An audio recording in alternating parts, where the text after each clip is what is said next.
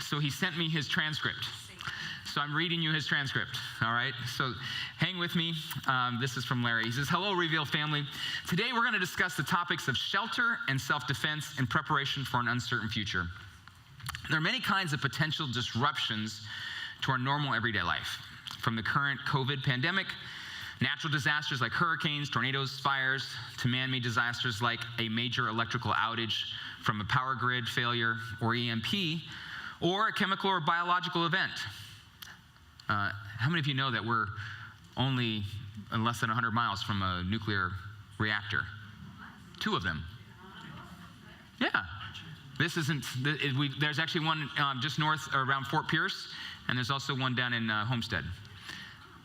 We're actually in a good spot in that they're this way and not right next to us. They're this way. But if the wind blows wrong,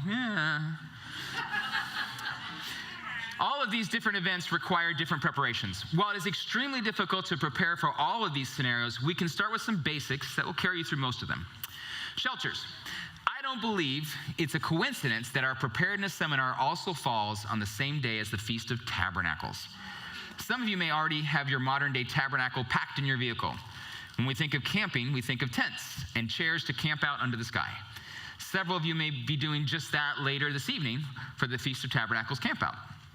Tents are one form of a shelter that you could use for emergencies in case of a disaster, but more on that later. Our home. A home is where our heart is. Whether our home is a mobile home, a condo, an apartment, or a single-family home in the suburbs, our home is our castle, and every person's home is his safe refuge. So what can we do to make sure our homes are prepared for the kind of disruptions or disasters in an uncertain future? Well, for those of us who have lived in South Florida for some time, preparing for a hurricane is something we excel at. From stockpiling things like bottled water, food, batteries, flashlights, and lanterns, to things like putting up shutters and filling up the gas tank in your car. Most of us know what to do when the start of hurricane season is around the corner. Preparing for the unexpected is a lot like preparing for hurricanes, but to a greater extent. This is affectionately known as bugging in, or in other words, getting all your preparations made and done, and all your supplies, water and food, stored in your home with plans to bunker down and defend it at all costs. Let me give you a scenario. We know, like hurricane. When the hurricane comes, you stay in your house. If there's social unrest happening and there's riots, stay in their house. Do you have the ability to, after the election, if things just get kind of crazy, do you have the ability to stay in your house and have everything you need in your home so you can bug in, is what it's called. So I'm hunkering down, I'm inside the house, I've got everything, kind of protected so that the world can be going on crazy out there, but I can have peace inside because I'm safe inside. There are a number of things you can do to help protect yourself inside your home. Reinforcing your exterior doors and windows are a good start. Let's take a look at your door lock first. You can replace your deadbolt lock with a grade 1 deadbolt with a 1-inch long throw bolt and a 4-screw strike plate with at least 3-inch screws. Did you follow that? He's talking about your deadbolt usually doesn't go in very far and usually only has a couple screws. In fact, some of you may only have 2 screws, some of you have a screw loose. But the point is, replacing that with a stronger deadbolt that goes deeper, that has longer screws. Because if you think about it, if somebody's pounding on the door, that deadbolt is the only thing that's keeping that door from opening, unless you have more security. And those that have lived in the big city, for example, you may have multiple locks on the door. You may have seen that because it just to be safe. So that's kind of what he's describing: a longer throw on the bolt and a 4-screw strike plate. In other words, so that it makes both connections need to be secure. You can also install a door lock reinforcement steel plate that will strengthen the area of the door lock on your door. Another item to reinforce are your windows. Impact-resistant windows and sliding doors are not only good for storms and can lower your home insurance, but are also good deterrents against potential break-ins or unwelcome visitors. Don't have impact doors or windows, but already have storm shutters? Install your storm shutters to protect your windows against break-ins or looters. To maintain visibility to the outside, install all shutters but one window.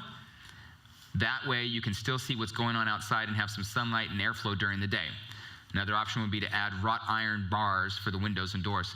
A friend of mine lived in Boca, lived in a nice area of Boca, And he comes home one day, and somebody had broken in his house.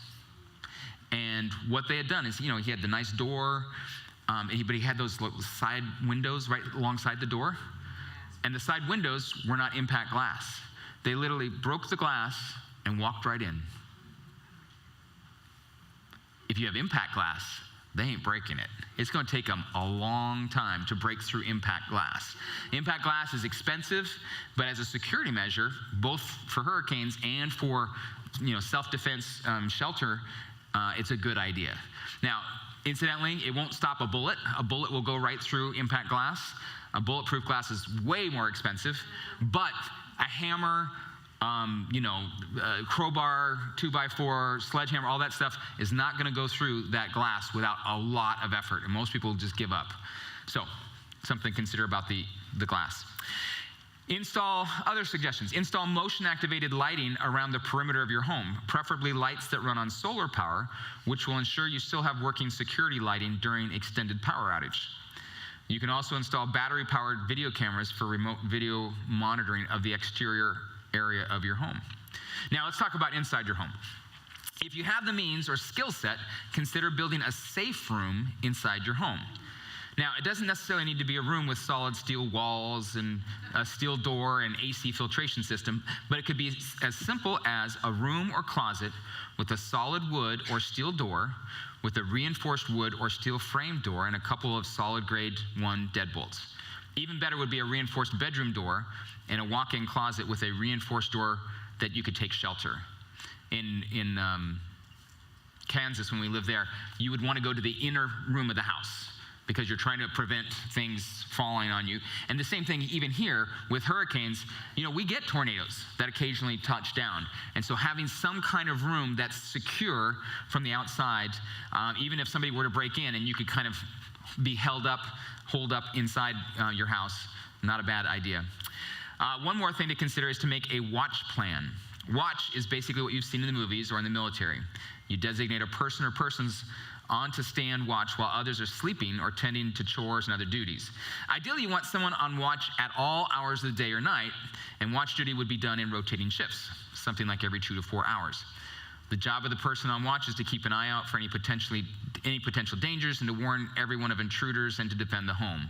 Ideally, you would have a method of communication for watch duty and among your home group, like two-way radios, but that's a topic for another discussion. Obviously, he's talking about in a situation where there's social unrest, how do you know what's going on? You have somebody that's watching. And so having a place for them to watch from and have communication with them. Now, what if staying in your home or bugging in is not part of your plan? Or what if staying in your home becomes no longer possible? And there are times where, you you can't stay. We've seen that. Hurricane Cat 5, Irma, monster hurricane, they're considering making Cat 6. You remember when that was coming a few years ago?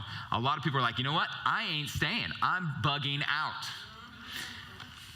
Well, maybe you need to leave due to severe damage from a storm or some kind of man-made disaster, or maybe bugging in where you live is not possible. Where would you go? What would you bring? And how would you get there? This would be known as bugging out or getting out of Dodge while you can. Ideally, you would not want to bug out alone. You would want to make plans with close family or friends so that you have a place to retreat. Maybe a relative who lives out in the country or a rural part of the state. Maybe it's that land you bought to park your RV for weekend camping or where you will one day build your retirement home. Regardless of where you go, make sure your destination is a place that is safe, away from any present danger. It was funny, if you remember Hurricane Irma, a lot of people, left the state, and the hurricane went up the state. It kind of chased chased them down. Your goal here is to plan where you will go, what supplies and necessities you're going to go bring with you, and how you'll transport yourself and those supplies. If your vehicle is working and accessible, you can plan to pack up your supplies and drive out of danger to your designated bug-out location. Using your vehicle as shelter is also a viable option, especially if you have a van, SUV, or pickup truck. Keep in mind that a bug-out vehicle and preparations for bugging out are other topics that we could spend hours talking about. And that's part of it. Today is really kind of a shotgun approach of just hitting all these topics in some cases very superficially. And if there's interest, we may do more little mini seminars on specific topics, going deeper and kind of networking and helping one another. But in short, using your vehicle to bug out and flee to safety is a good option to plan for as part of your multiple phase planning for preparing and survival in an uncertain future. Lastly, let's talk about tents. In a worst case scenario, a tent can make a very good shelter for a short-term bugging out. Taking yourself, your family, and your supplies into a remote area, though not ideal, is another option for preparations. Again, you don't want to plan to do these things by yourself, especially if you have little to no experience camping, backpacking, or don't have a good understanding of bushcraft and wilderness survival. It was interesting. Remember the missionary that we had a couple weeks back from Cambodia? He was telling me he because he's so used to the jungle and grew up with the jungle, he can survive in the jungle by himself. Just this humble guy, but he learned the skills. And we talk so much about all this stuff. The stuff is good, but the skills are more valuable. Having the skills to know, like first aid, CPR, how to survive out in the wilderness, how to be a MacGyver, if you remember that show from the 80s. The dangers of living in the wilderness from injury, exposure, or sickness can be just as deadly as staying in the city.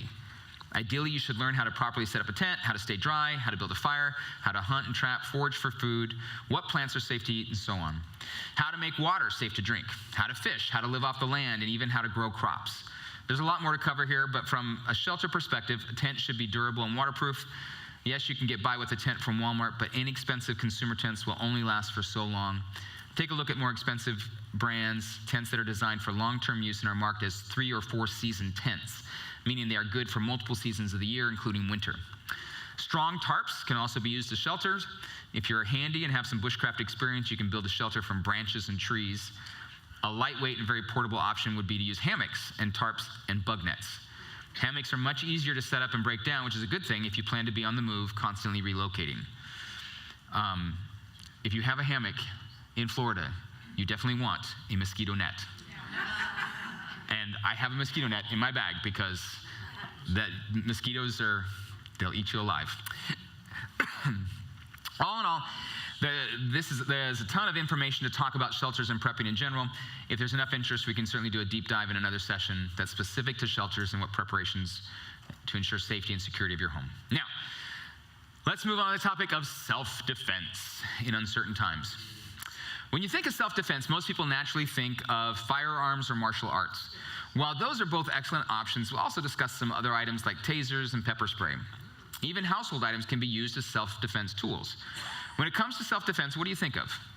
Defending oneself from great bodily harm or death is what usually comes to mind. Living in Florida, many of us have heard about the Stand Your Ground law or the Castle Doctrine.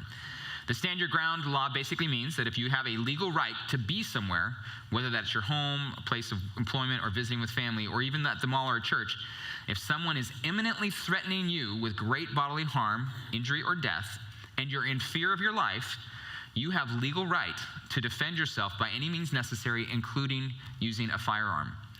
The Castle Doctrine is similar, basically talking about your home. Now, note that in spite of what you may have heard about firearms in the media, there are a number of laws pertaining to the buying and selling, possession, storage, carrying, and use of firearms. It's highly imperative for you to know and understand your federal, state, and local law regarding firearms. It's your obligation and responsibility to obtain a solid understanding of the laws regarding firearms and self-defense. So the firearms thing, we'll talk just briefly here in a moment, but you need, if you're going to have firearms at all, you need to be trained in them. You need to be prepared. There's a lot of people, I got to go buy a gun. And they go out and they buy a gun. They have no clue. They've never shot it, and they've got it, though. Okay, the book that I buy that I have here, I can read when it's time. A firearm, you can't. You have to be prepared. You have to learn. You have to get comfortable with it. If you're scared of it or don't know how to use it, it will likely be used against you, okay? Now, people say, well, as a Christian, I could never shoot somebody. Totally understand. Jesus brought this up and talked about it in Luke, and he mentions that it's a strange passage. He had sent them out 2 by 2 and told them not to carry anything. I don't have it on the screen, but you know the passage, Luke 22. Jesus asked them, when I sent you out to preach the good news and you did not have money, a traveler's bag or an extra pair of sandals, did you need anything? No, they replied. But now, he said, take your money and a traveler's bag, and if you don't have a sword, sell your cloak and buy one. Sell your shirt to buy a sword? And of course, they didn't have guns. The sword is the equivalent of a gun for today's age. For the time has come for this prophecy about me to be fulfilled. He was counted among the rebels. Yes, everything written about me by the prophets will come true. Look, Lord, they replied, we have 2 swords among us. That's enough, he said. In other words, you don't have to go overkill. And there's people that are like, oh, I've got to have one of everything. And yes, when it comes to firearms, there are certain firearms that are useful for hunting. There are certain firearms that are useful for self-defense. And so it's good to look into those things. If I grew up, I grew up in Montana, and at age 13, I'm going hunting with my dad and killing my first deer. That wasn't my first time I shot a firearm. My grandpa took me shooting, and I had a .22 revolver, and we're shooting gophers, which are varmints, pests. Think of them like mice, rats, okay? Yes, they're rats, okay? They're not these cuddly, cute little things, so those of you that are thinking that. And so at 7 and 8 years old, my grandpa's teaching me how to shoot. And we grew up with a respect of firearms. My wife grew up in New Jersey, which has very strict gun control.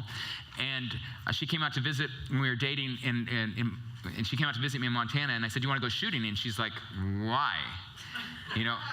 And I said, well, because it's kind of fun. And she says, only criminals have guns. Not true. Not true. I remember in school, where I grew up, the high school, people would have in the back window of the truck, they'd have a rifle in the back window of the pickup in the school parking lot. That was just normal. And you know what? We didn't have gun accidents. We didn't have a homicide rate. We didn't have any of those things. We grew up respecting firearms, and we knew how to use them. Now, some of you say, I still say, some of you may still feel, I just could never shoot anybody. That's fine. Some people are like, you know what? I'm not going to buy one. That's fine. I'm not saying you need to buy one. It's just like the story of Joseph and Elijah. Some feel called and they're going to do that. Some are called and they're not going to do that. If we look at the scriptures, David was a man after God's own heart. And David was a man that God used to judge the enemy and killed a lot of people. David Saul has slain his thousands, and David his 10,000s. Does God honor that? Well, when David was fighting, he was fighting on behalf of his country. He was fighting on behalf of the Lord. If I have a firearm, my job is not to go out and shoot people. The point of a firearm is for me to defend my family. And if somebody is coming through the door and drug crazed and is going to endanger my family, I'm not just going to say, okay. No, I'm going to say, no, you shall not pass, and do what I need to. Now, hopefully, for me personally, if they're drug crazed, unfortunately, you have to do whatever you can to take them out. If they're not drug crazed, but they're just kind of an intruder, my goal would be to try to, injure, because I don't want to kill anybody. And so that's me personally, and you may have different convictions, and that's fine. That's something we can agree to disagree about. The Lord could totally use you just to walk in the authority of Jesus, and that you don't ever need the firearm. That's fine. What is God calling you to do? Don't just go get a gun because everybody's doing one, and don't not get one because you're afraid of it. Really pray and ask God, what do you want me to do? What should I do in this situation? The other thing too regarding defense, a shotgun is great when you're if you're hunting for, birds, okay? That's great. The other thing too about a shotgun, in home invasion, there's that sound that people recognize. And so if you have an intruder, that sound of the pump action shotgun, it makes them think twice before they continue. Something to consider. 22 is great for small game. An airsoft rifle. Honestly, if you're hungry, an airsoft rifle, you can take out squirrel and some different things like that. The other thing too, besides Besides firearms, there are other things like slingshot. This is dangerous. Remember, David took out Goliath. It didn't look like this. It was very different. But this is actually, when you got nothing to do, you can actually get pretty good at this thing. And this will take somebody out, or not necessarily take a person. This is gonna be more of like the iguana, the different things that you're gonna try to go for. So self-defense. The other thing too, pepper spray. Okay, non-lethal, very painful, disabling for a person, but pepper spray, bear spray. Bear spray basically can create this big foam, and it's much more, so you can get some that actually shoot across the room. Most pepper spray is meant to be up close, like if you just have the little ones, the keychains that sometimes women have. But you can get like the can of bear spray is literally, it can be considered a weapon. You can't conceal it.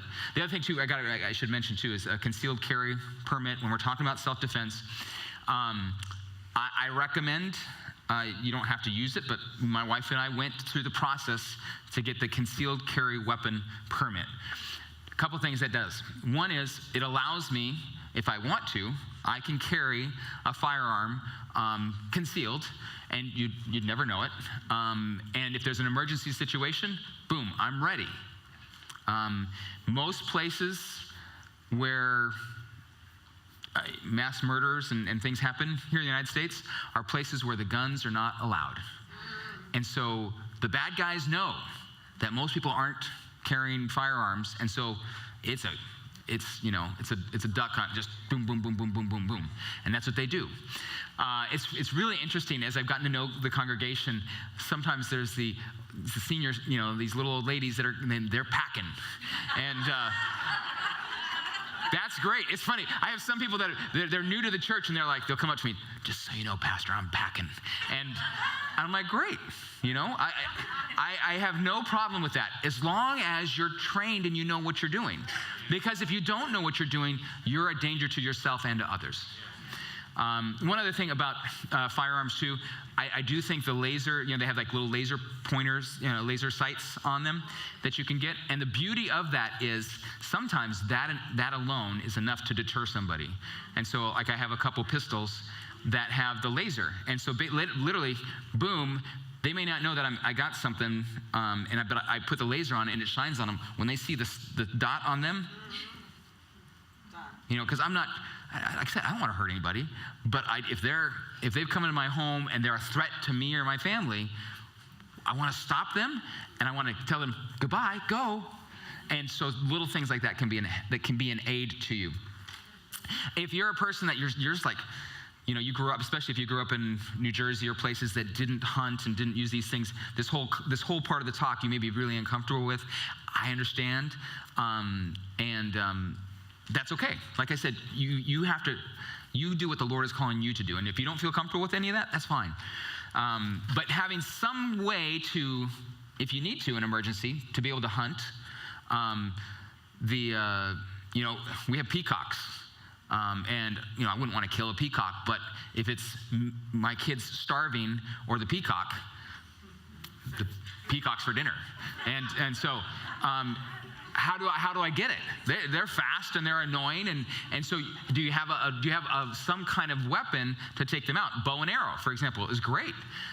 That's another good bow and arrow, crossbow. I mean, there's a lot of options that are not lethal in the sense of being a gun. So, okay, let me see if our friend Larry had anything else he wanted to share with you. Okay, his last comment was, when it comes to the tools of self-defense, the greatest equalizer among them is the firearm. Whether you're old, young, petite, physically weaker, or have a physical handicap, a firearm allows you to defend yourself against one or more attackers who may be stronger or more physically capable than you.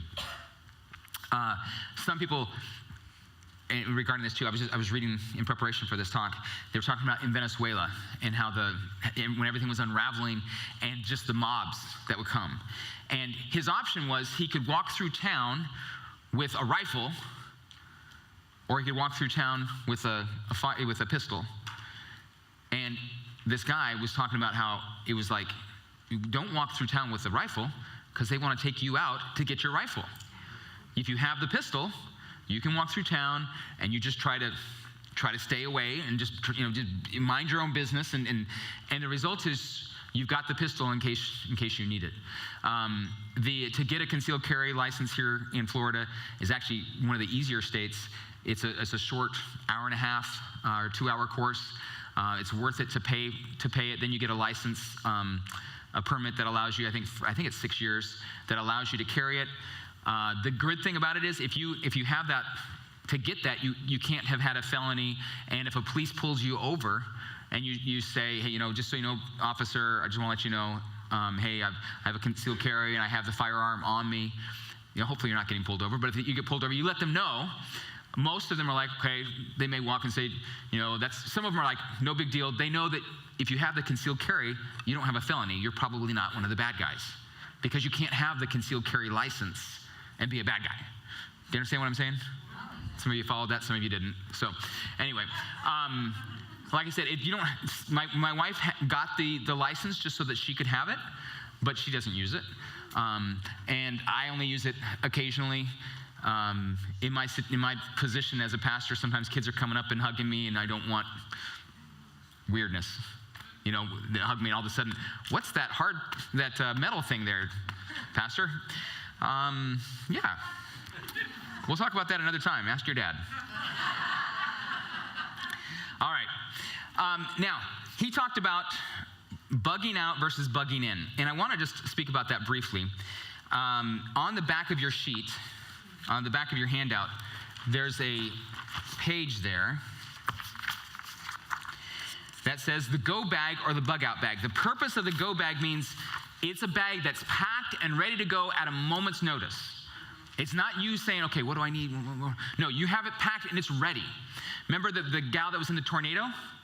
She didn't have time. She didn't have 5 minutes to pack the stuff. She needed to have that. She should have had the asthma medication in there, the inhaler. But she didn't. She wasn't ready. So what do you put in a bug out bag?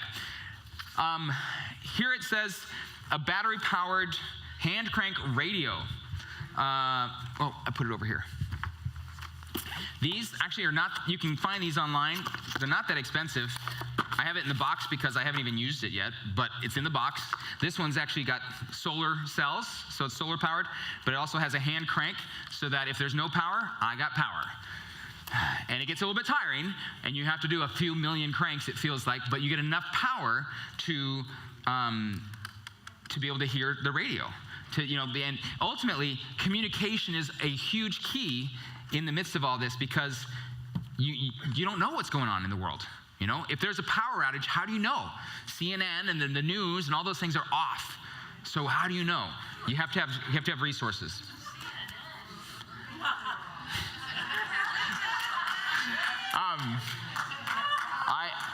I don't watch that constant negative news. Okay. A battery-powered or hand-cranked flashlight. Remember to pack extra batteries with your flashlight. A multi-tool, such as a Gerber or a Leatherman, can be worth its weight in gold in a survival situation. At least 3 methods of starting a fire. And you can do flint, and you can do matches, and lighters, and so forth. Candle or battery-operated lamps and lanterns. A well-stocked first aid kit. We're going to talk more about that in a moment. Let's see. Sorry. Manual can opener. I was just going through with my wife, kind of reviewing some of our supplies, and I had this old can opener. Then I'm like, we got a can opener, and we had it was a big one of those big number 10 cans, and our can opener, our electric can opener, is not equipped for the big can. Okay? So I was like, okay, I'll get my can opener, and I start cranking, and this can opener is not doing anything. It's like, this is a piece of junk. Now, it's old, but it's a piece of junk. So the first thing I did was I ordered a new can opener, and it's amazing what you can get.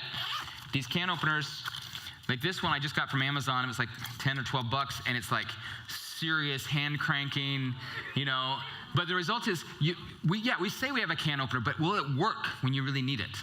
Do you have those kinds of tools? And is it in your bug out bag? So that in an emergency, are you able to open up? You got food, but you can't open it? What good is it? Okay, manual can opener. Nascent iodine tincture or potassium iodide tablets for use in a variety of applications. They basically antibacterial. You can use it for water, and here talking about nuclear situations. So having those tablets. Sturdy shoes that are comfortable. I'm a runner, and so I use these some of you may have seen them, they're like toe shoes, but they're really lightweight. And so I can run a fairly long distance with these shoes on. But these shoes are a lot more work. So I keep in my bug out bag, I keep a pair of those lightweight shoes and socks, so that if I'm in an emergency, boom, boom, boom, boom, boom, and I'm ready, and I can, even though I've got the backpack on me, I'm ready to go, because I got the shoes that work for what I need. Reliable medical equipment, hearing aids, walkers, canes, whatever medical things that you have necessary. Small hatchet, axe, or chainsaw. Obviously that fits in the bag real good. Having tools, just add water. Having tools on hand is a good idea, because with any luck, someone in your support group or family will put them to use and help you out. High quality, reliable water filter, we talked about those. Quality compass and maps.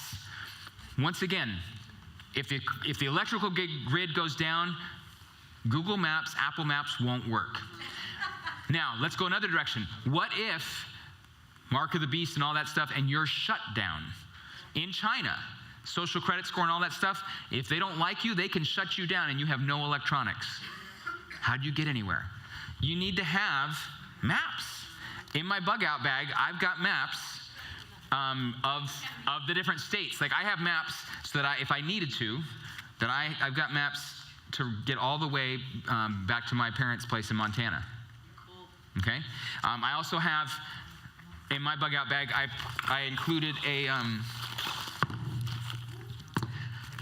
flashlights and all sorts of stuff. But I've got an atlas here that is just for Florida.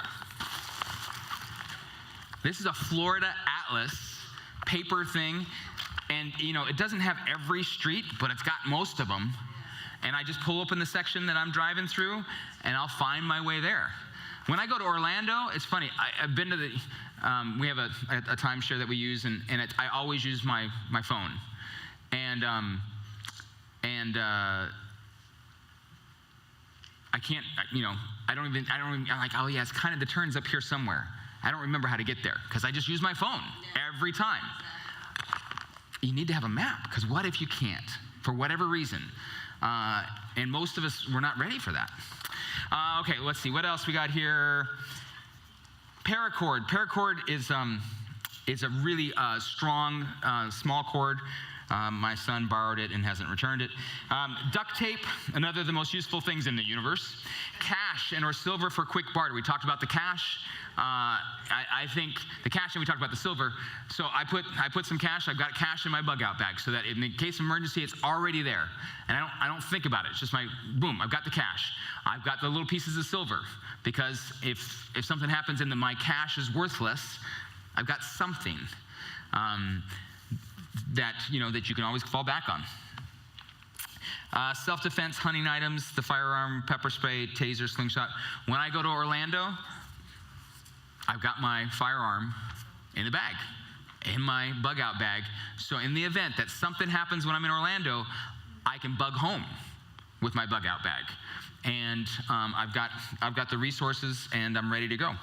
And then a compact Bible. You need the Word of God, right? And if the phone, once again, if the phone doesn't work, you need it in paper.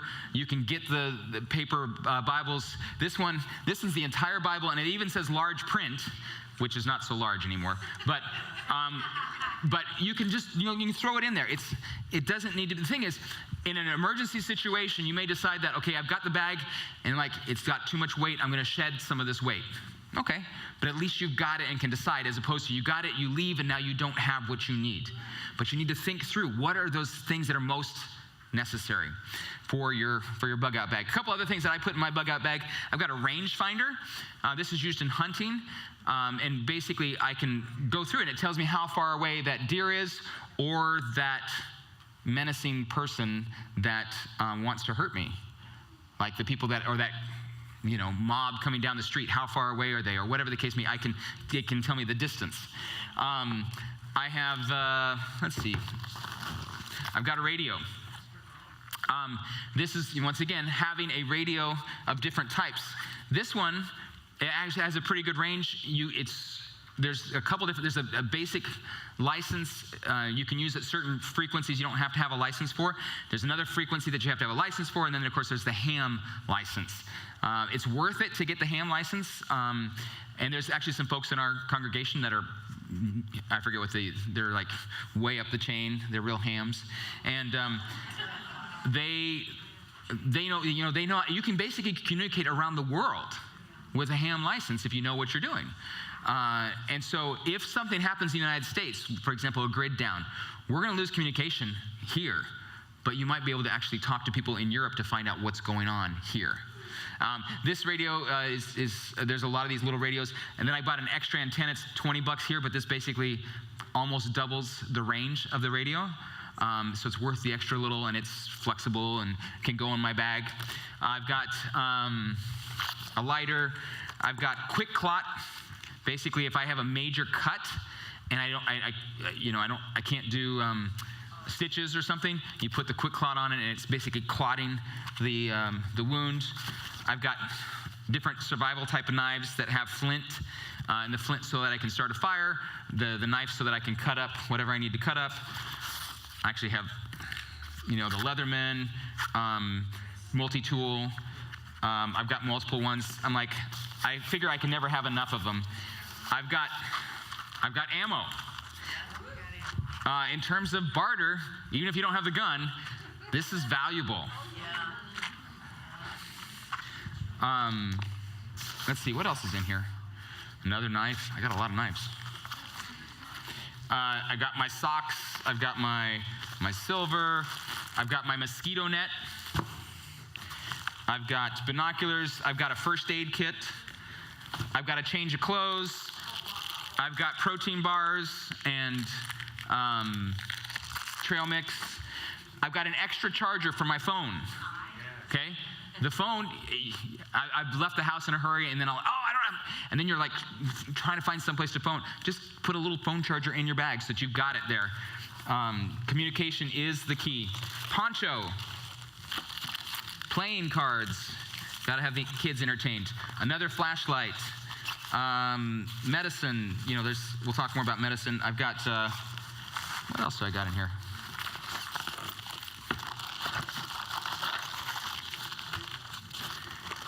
Yeah, it's not light, but once again, for me, in my purpose, when I'm bugging out, most of the time I'm bugging out to go on the road, and I'm just grabbing it and I'm throwing it in the car. If I was bugging out, literally having to go on foot, I would quickly lighten the load because there's some things I'm not going to need. But I've got it all because most of the time, once again, you prepare for what's most likely to least likely. Most likely, man, I've got it in the car and then I'm ready. Anyway, this one has so many pockets that I forget where everything is. But having those bags and having those resources prepare you so that in case of emergency, you're ready. Okay, that was the bug out bag, and I think that's it for this segment. Let's see. Sure. Does everybody in your family have their own bug out bag? Great question. My goal, that was it. I have multiple backpacks, and I've started, okay, so my prepping has been more like haphazard. I'm just like, I'm like, oh yeah, that's good, throw it. like the box. Throw it in the bag. Throw it in the box. Oh, there's a sale on that backpack? Grab the backpack. There was a sale at like Sports Authority before they went out of business. And so I was like, Lori, let's get you a backpack. We got her a backpack. And so we do these things when they're on sale, and I haven't honestly taken the time. I need to, but life is just going so busy that I haven't got them all bug out bags. I've got one for me that basically I can defend the family. I've got some basic food and those resources so that I'm ready. But ideal situation, everybody's kind of got their stuff. You know, honestly, for like my kids, they should have a bug out bag that has, maybe there's a simple toy that they could play with when we're camped, when we're camping out, or to distract them from the craziness of what may be going on. And so those types of things that I would make sure that was in their bags. Other questions, as long as we're bugging out on them.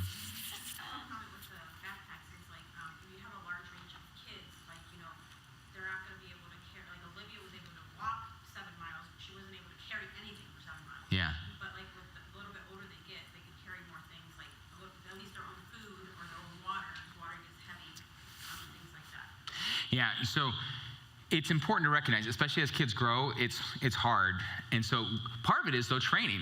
Part of it is you guys went on a 7-mile hike as a family, and a couple families did that. It's a great experience for the kids.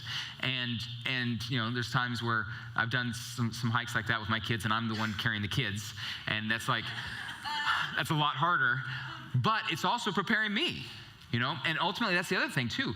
We talk about all these different things, physically getting in shape. If you had to, let's say an emergency situation happened and the cars are not working and you had to get to Jupiter or Port St. Lucie, and you had a week to get there, walking, could you do it? That's a long walk. If you're not used to walking, like when we go to Israel, we are walking several miles a day, sometimes 6 miles a day. It's a lot of, and so we tell people that are coming with us to Israel, start walking and do more walking and do more prepping, because that's what gets your body. And so honestly, walking is great exercise. So do it now, get used to it so that if an emergency happens, you're better off, you're ready, but also you're in better shape, because you don't want to carry around, the extra weight. So, was there another question? I think you're stretching. Yes. When you're showing the water filters, Uh-huh. will that work with salt water also, or just lake water? Yeah, it'll work with salt water. It'll filter it out. With any water, you're going to need to reverse it after you use it to clean it out. So if you leave the salt in there, it'll start to eat up the filter, and then it'll be worthless. But that is a key. It's amazing what you can use it for. Now, if the dirtier the water, especially if it's stagnant, you should filter the water first with like a sock or even a t-shirt to get most of the solids out. But yeah, you could use it with salt water. It's taking out, it's like down to 2 microns. So it's taking out bacteria, which is much smaller than that salt. So, anybody else? I have one that I kind of might have answered myself, and I asked around here at lunchtime. But say something like the dreadful happens that we're preparing for, and what if you don't want to fight back? What if you don't want to go on? It's like, this is just whatever. I'm done. I'm ready to go out anyway. Curl up in a corner and just say that's it. Yeah, that's okay. But it's not turning away from God's plan. You know what I mean? Ultimately, we all have to be led of the Lord. We have to be. And so what's God calling me? Sometimes the Lord is saying, just sit and relax, trust in me. Yeah, because you're coming home. Yeah, and sometimes he's saying, no, you need to fight.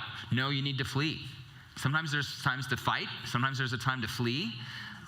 It's what is God saying to you at that point? And that's, nobody can say for you, well, Sue, you need to come with us. That's between you and Jesus. Or that's like suicide.